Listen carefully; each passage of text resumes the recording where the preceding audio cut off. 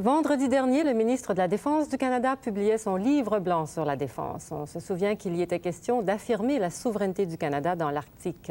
Et parmi les moyens pour le faire, on trouvait un court paragraphe sur les Canadian Rangers. Mais qui sont donc les Canadian Rangers? Eh bien, ce sont des Inuits volontaires, bénévoles, qu'on décrit comme nos yeux et nos oreilles aux frontières du Nord. Une réponse unique, originale au problème d'assurer la présence canadienne dans ces régions isolées. Ces patrouilles sont peu connues. Notre équipe a suivi l'une d'entre elles pendant une semaine. Good morning.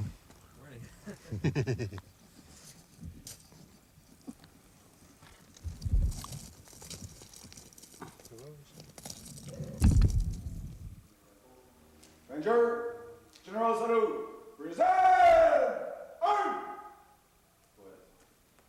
Ranger, General Salute, reserve, arm! 1, 2, 3, 1, 2, 3, 1! Les Canadian Rangers constituent un sous-élément de l'armée de réserve unique en son genre. Ils sont une preuve tangible de la souveraineté du Canada dans les régions isolées ou peu peuplées qui se trouvent dans le Nord, région où il n'est ni pratique ni rentable d'envoyer des unités de la force régulière des forces canadiennes. Ministère de la Défense nationale.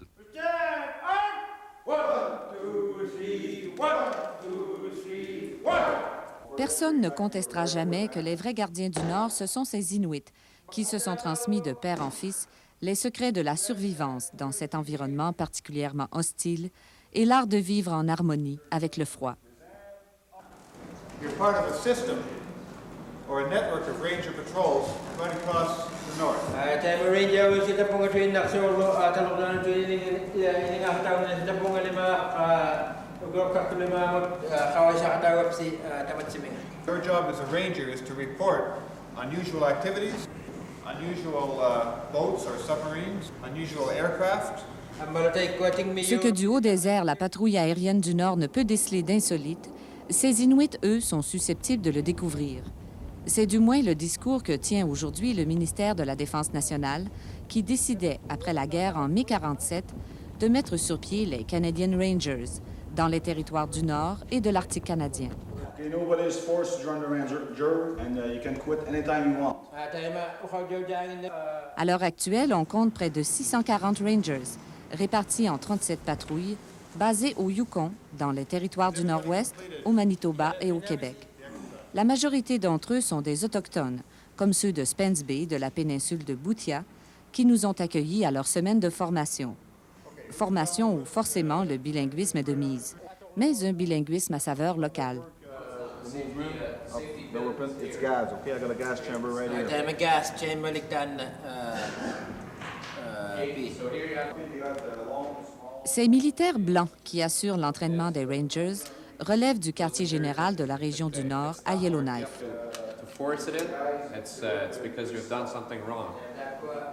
OK, next step. Charles, dites-moi pourquoi vous leur montrez ça? Vous leur montrez à manier ces armes-là, parce que c'est pas ces armes-là que vous leur donnez. Non, on leur donne des 303, des Enfield. Mais la raison pourquoi on leur montre ces armes-là, c'est qu'ils travaillent...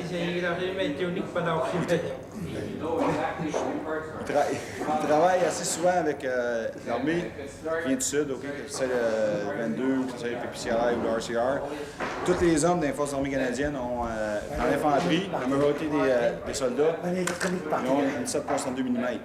Fait que, en travaillant avec eux autres, il faut qu'ils connaissent ce fusil-là de base. Le major Judy, le grand patron des Rangers, est particulièrement fier du caractère unique de ces patrouilles de réserve, qu'il ne faut surtout pas confondre, dit-il, avec la milice civile, telle qu'on la connaît en Alaska, en Colombie-Britannique ou en Australie, par exemple. Ce qu'il y a d'unique et d'important dans ce programme, c'est qu'il fait appel aux habiletés naturelles des Autochtones qui ont appris à vivre et à survivre dans la nature. Nous les encourageons en quelque sorte à maintenir et à développer leurs traditions.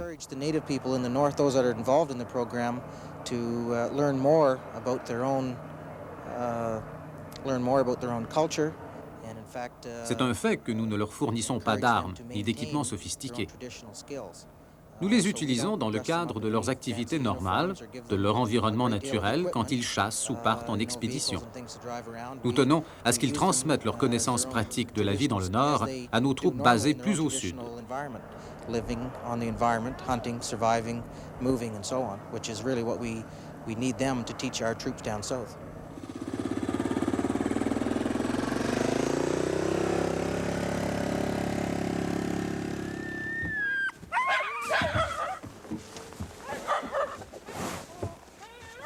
So you will leave tomorrow with the Rangers? Yep. Yes?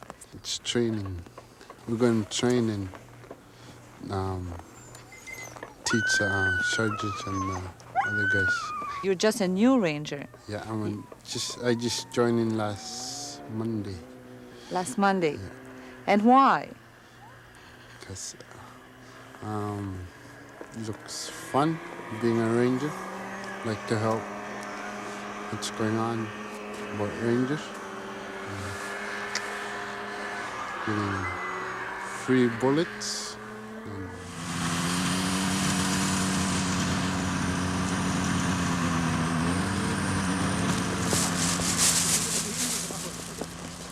This is our lunch when we break for tea. Keeps you warm. When you eat it raw, it's good. Had some fish, nice.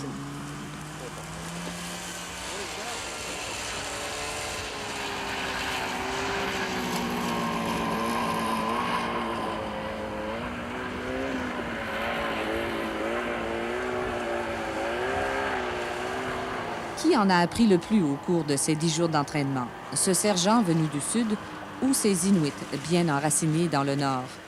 La question n'est pas facile à trancher. Ce que nous avons pu constater par contre, c'est qu'au cours des quelques jours d'expédition sur les glaces qui viennent clôturer la session de formation, les traditions, la culture, le rythme des Inuits s'imposaient. Simple question de survie.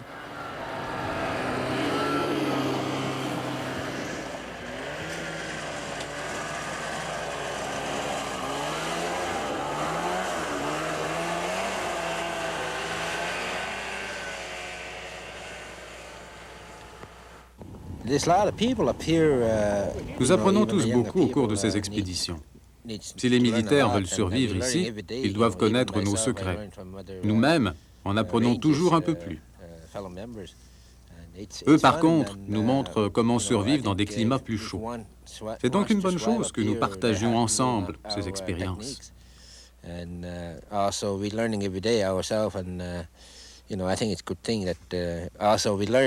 A lot from them, how how we can survive in a warmer climate. I think it's one of the good things that we share our lifestyles. Good. Have it.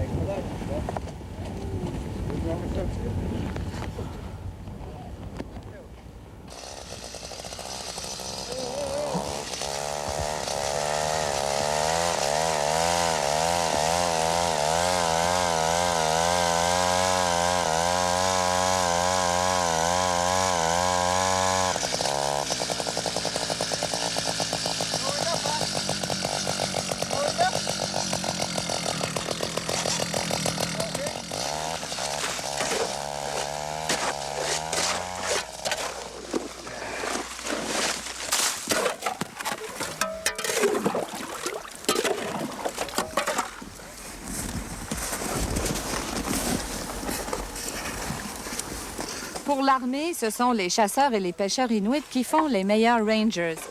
D'abord parce qu'ils connaissent à fond leur territoire, mais aussi parce qu'au moment de leurs expéditions, ils utilisent les mêmes méthodes traditionnelles de survie que leurs ancêtres. Et c'est de ces connaissances dont les militaires ont besoin quand ils viennent en exercice dans l'Arctique. Mais du côté de l'armée, toutes ces patrouilles-là ne sont pas utiles. Entre autres, celles qui sont à l'intérieur des terres ne peuvent pas vraiment apporter beaucoup. Parce que si il y aurait des opérations de sauvetage en ce moment, ils seraient utilisés les Rangers seraient utilisés pour ces opérations-là. Fait que vous avez le temps un pied à terre. qu'est-ce qui se passe n'importe où dans le Nord, vous avez au moins un village ou une communauté qui est prête à pouvoir aider la Défense nationale à pouvoir opérer dans le Nord pour le sauvetage.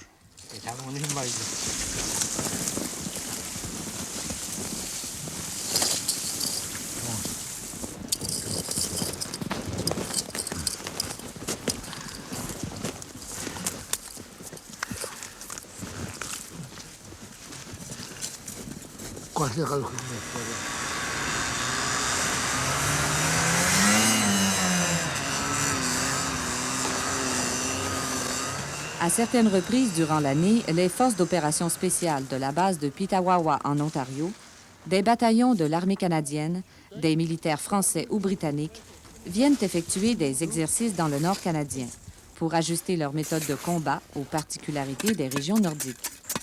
Les Rangers servent alors de guides, de conseillers, d'instructeurs en technique de survie. D'où la nécessité pour des soldats comme Patrick Mayou, fraîchement sorti de l'école militaire de Saint-Jean, de participer à des expéditions de chasse et de pêche en plein cœur des déserts arctiques.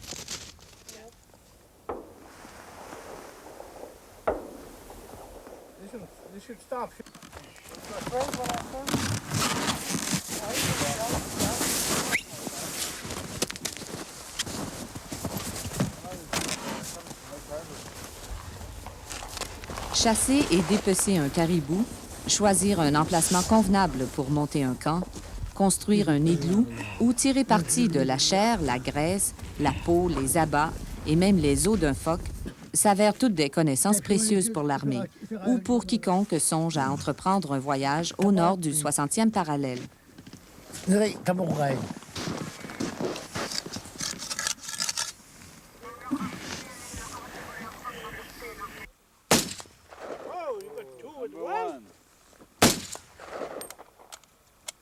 Quant à la contrepartie, l'entraînement purement militaire des Rangers, la marche au pas et les séances de tir comme celle-ci, elle paraît à première vue bien inutile, voire même ridicule. Aucun stratège sérieux n'envisage comme probable une attaque soviétique par les terres du Nord. Mais aucun stratège sérieux n'exclut non plus l'éventualité en cas de crise de la présence de commandos soviétiques, les Spetsnaz comme on les appelle, ayant par exemple pour mission de neutraliser les stations radars du réseau d'alerte du Nord. Pour tout équipement cependant, ces volontaires ne reçoivent qu'une carabine 303, modèle d'après-guerre, et 200 balles de munitions par année. Une 303 dans le Nord, c'est bon. La raison que c'est pas un arme avec beaucoup de parties. Fait que quand vous utilisez la 303, puis vous tirez avec dans le Nord, donc il y a moins de chances que ces armes-là de casser. Well, I feel that perhaps more training regularly. Rather than, this is the second time we exercise since we joined the Rangers. J'aimerais que l'armée organise plus souvent des sessions de formation. C'est la deuxième fois seulement en 2 ans et demi que je m'entraîne sérieusement. Et j'aimerais aussi qu'elles aient lieu quand il fait plus froid, comme à la mi-janvier, par exemple. Rather than just a rifle and, with the... military clothing or anything like that. Je pense aussi que les Rangers devraient avoir un meilleur équipement, des uniformes peut-être, mais surtout plus d'entraînement militaire pour que nous devenions de meilleurs Rangers. I think we learn every day. I think we can learn more in order to be more effective.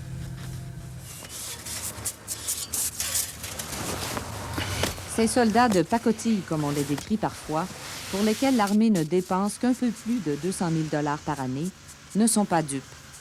La guerre froide que se livrent les deux grandes puissances ne les concerne pas vraiment.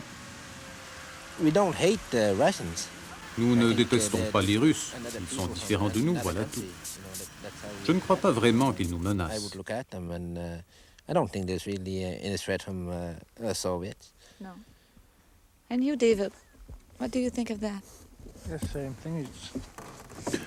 Je n'ai jamais entendu parler qu'ils voulaient attaquer les territoires inuits. Je pense qu'ils sont comme nous. Peut-être qu'eux aussi ont peur de nous, je ne sais pas. Maybe they're scared of us too, I don't know. Again. Cheese. La casquette à l'effigie des Rangers, le brassard rouge sur l'épaule, la carabine en bandoulière n'enlèvent rien au caractère pacifique de ces hommes, qui sont conscients par contre qu'il y a entre eux et ces Blancs qui les filment un cordon ombilical, un pays commun. Leur présence paisible dans ces villages perdus aux frontières nord du Canada est rassurante. La souveraineté canadienne dans l'Arctique, c'est aussi ce peuple inuit. Certaines personnes pensent et ils se sentent retirés un peu. Puis quand ils joignent les Rangers, pour eux autres, ils font quelque chose. C'est peut-être drôle que je vais dire, mais pour leur patrie, parce que ça vient à ça, à la fin. Parce qu'ils se sentent utiles quand ils travaillent pour le gouvernement ou pour le Canada.